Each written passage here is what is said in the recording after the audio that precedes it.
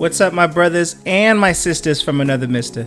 So today we're going to do a comic book review of TMNT, The Last Ronin, The Lost Years, issue number 5. This is the final issue and The Last Ronin's Intent Showdown.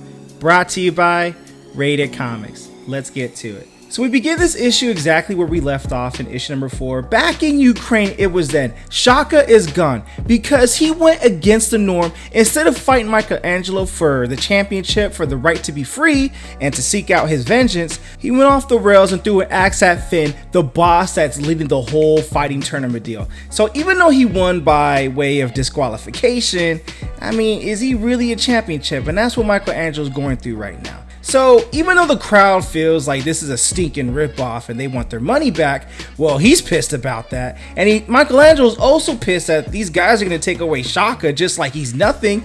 And the relationship that Michelangelo and Shaka built in the last issue, you just can't take that away from Michelangelo, on top of all that he's lost previously with Master Splinter and his brothers too, and Casey, and it's just a lot for this bro to bear. So he's mad that the audience is calling him like a ripoff and stinky and all this other stuff, and he's like, oh, you want your money's worth? Okay, I'll get you your money's worth. He cuts off this guy's ear, but you know what? I'll give you your money's worth, Michelangelo yells out. But he knows the rules. It's kill or be killed. And before he could go on with any more with this pandemonium, he gets shocked, tased, goes down for the count. And his dead brothers just look down at him like, Mikey, I mean, you're lucky you're not dead after losing your discipline like that. Come on, bro. And after you took all them out like that, you just got yourself here. Oh, dude, I mean, you can't be doing all this. This was all for almost for nothing. You can't be doing it like that, Mike. So he's just taking it all in, taking the L from all over the place. Now, these words resonate with Michelangelo in a whole nother way, that they tell Michelangelo, you're closer to honoring your oath to Master Yip. Discipline, honor, luck, says Michelangelo. Oaths, you three are really something, you know that? And he just gets all enraged, just like it all comes down on him. You know, you guys are over here standing, bitching and moaning about things you don't think any of you idiots understand, but I understand. I know the truth. All that stuff you're always harping about, honor, redemption, whatever it is just an end. And there's only ever been one means to that end, one path, and that is revenge. And that's all why he's knocked out cold. So he wakes up getting tasered and shocked. Now he's in the doctor's office because what they're secretly doing low-key is trying to defuse the bombs that are working in his throat that he was, that he was impaled with, or not impaled with, but planted with while he was in the tournament. That's their way of, hey, you get off the grid like your boy Shaka did and whoever else does it, you're gonna get shocked. But Mikey doesn't see it that way initially, but after being, recognizing the truth, he calms down with it and lets the doctors do his thing. So Finn, tells Michelangelo, hey, you're all good, you're a champ now, but our word is our word. Here's the stuff that you came traveling with before we, held you captive. And all Michelangelo could do is, instead of going through the katana and the weapons that are, very cherished in life to him, that he holds very dearly to him, no, he has to take out the journal and he holds it close to his face and he sheds a tear for that. So now Finn tells Parker, her henchman, to let's get on with it. Okay, Michelangelo, get free, get dressed. We out of here, boy. But nah, Michelangelo's like, nah, bruh. He takes out Raphael's side, puts it against Finn's neck, and tells her, what I want is your boss, Deathworm. Take me to him. My boss? Says Finn. She opens her eyes and just lets out a laugh. Did you hear me, lads? This guy fights a circle of death and wants to see Deathworm himself. He escapes death and he wants to go see death. And Finn's like, and the thing is, you're acting like the big man is at our beck and call, that we can call him whenever you want. Enough, says Michelangelo. Just tell me where he is or I'll kill you. Hey, says Finn.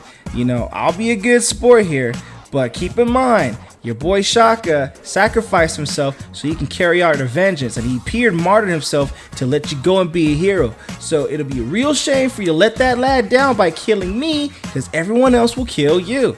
But seeing that you got a death wish and I'm the sporting kind, look, I'll tell you this. We've got carriers who take the money we make from these tournaments to him, and the last delivery was made is on his way to little old Italy.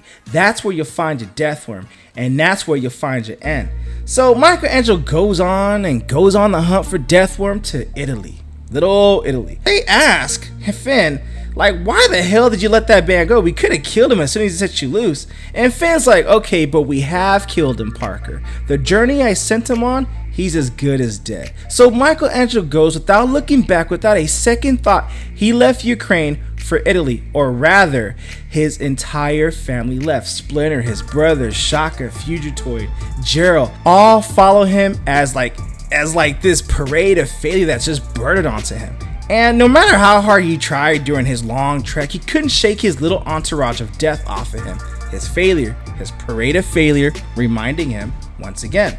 They were with him every step of the way, silently accusing him for his mess up. And his brothers kept their mouths shut for the most part, but even when they got to the yapping, he just ignored them because, hey man, y'all talk too much. I'm on a mission, y'all dead, I gotta fulfill my oath and my mission. So he was only hearing the words that mattered to him now, echoing over and over inside his head. Not any words that his father ever said, or Master Yip, or his brothers, at least none that they ever said out loud, but Boss Finn, her words. She never did hide her words behind innuendo. She said them like the truth they are, just the way it is, the only truth he's ever known since as far back as he can remember. His family's truth, his truth, kill or be killed, as he stands in front of an old Roman coliseum ready to see Deathworm. So Leonardo tells Michelangelo, you should be very careful how you go about that place right now. That place is bound to be crawling with Deathworm's thugs. No, we just can't just waltz in like that, like, hey, what's up, bro? It's cool. Nah, Michelangelo, you can't do that, what's up, bro? It's cool kind of stuff. So they ask him, what's the plan? And Mikey's like, there you go with that we stuff again, Leo. There's only one plan, the same plan we have for the last 15 years. You three standing around running your mouths, well, I'll take care of the business. So Michelangelo knows his brothers mean well, but they're dead as doornails, which means they're no good to him right now. He's not dead and he's not a doornail, he's a ninja. And if he expects to stay alive long enough to face Deathworm, he better get busy acting like one. Throws up his grappling hook, crawls up, sees over the Coliseum. Dead or not, Leo was right. This place is roach infested. So Michelangelo remembers something Raphael says back in Kazakhstan. Sometimes you just gotta do what you gotta do. And this is back in issue number 4. So simple as that. It's time to fumigate some annoying bugs. Throws down the grenade bombs. Smoke rises up. They can't see the smoke. Guess what? But Michelangelo wants the smoke. He's looking for the smoke, literally and figuratively. He's going in for that ass kicking. So he slices and dices, impales, decapitates. I'm here for your boss's head, says Michelangelo. Nothing else. But if you stand in my way, I'll gladly take your heads too. Enough, says a voice off panel. Now that voice is booming, it's commanding, and it's also Mongolian. Not Mongolian barbecue, because you know we hungry like that. This is Mongolian ass whipping, and Michelangelo's like, finally, Deathworm, let's get to it. So they fight, they go intense. After all this time, after so many deaths, time to honor Michelangelo's oath. Time to end all this. Slices his ass in the back, put his ass in the kebab, and grill him up, cook him up, shoot him up, eat him. Now, he's big, he's strong. Can't let him get a hold of Michelangelo. He knows he has to keep his distance. So, to keep him at a distance, he throws Raphael's side, and it hits him right in the top of his head. And Michelangelo's like, okay, that's it? Wait, what? Nah, bruh, that's too easy. Yes, says a voice off screen. That was too easy. How many times did I tell Kayagi that charging in like a feral beast would be the end of him? Countless times. And he gets decked in the head, decked in the hand, or he tries to reach for the katana, and Michelangelo is like, no way, you're Deathworm? Yes, that's what I'm called. Ogai Kukoya in my birth tongue, and I probably butchered that name. Please forgive me on that, YouTube. Alright, I apologize if I butcher that name. I'm just kind of going with the flow with this. So Deathworm tells Michelangelo, do not be deceived by my appearance. It's a name I earned well. It's a well-earned name. Don't be looking at me like that, boy. And I know who you are. And Michelangelo's like, yo, man, what am I in for? Or rather, what you are, says Deathworm. You're one of those wasteland monsters. You escaped Boss Finn's traveling circus, did you? And Michelangelo's all bleedy and beaten at this point, like, I didn't escape. I'm champion. Says Deathworm. Champion, you say? You survived all that earned your freedom, and you chose to come here? Why would you do something so foolish? For revenge, for Shaka, for Jero, haha, for Hokkaido. Hokkaido, says Deathworm. Boy, if you don't get that Hokkaido revenge, having ass up out of here. So that was you? I do vaguely recall setting up my minions and my servants to that mountain. They claimed you're the one that was slaughtering all those people because you were the big green monster that they wanted to pursue. But now that you are here for all those events, seeking vengeance for something I barely remember, so he takes a sigh out of Homeboy's head and he tells Michelangelo some more. This is kind of ridiculous. I can't even begin to comprehend the concept of revenge for the dead, for family, for anything. What value is there in it? I consider all life as I would a grain of sand, unless it serves my purpose. It is worth nothing. And if a life is worthless, that leaves only death. And Michelangelo's at the point where he cannot see.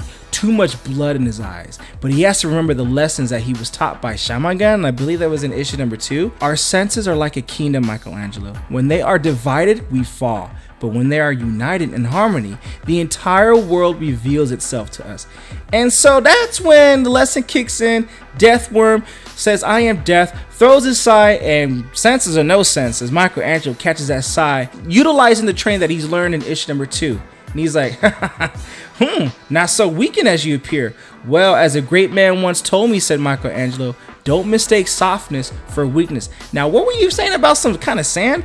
So now they go into the fight, and when they fight, Michelangelo realizes something. This brother is fast, and this brother is way stronger than what he looks. And Deathworm tells him there is a long line of fools who have attempted what you hope to accomplish today. And guess what? I am here, and there are not. Ignore the chatter, Mikey. Stay focused. Remember your training. And once again, he goes back to his training. How can you master what you hold in your hands if you don't first master your hands? Well, you know, right now his hands are kind of slash and dash right now. So Deathworm tells Michelangelo, now you join him. But guess what?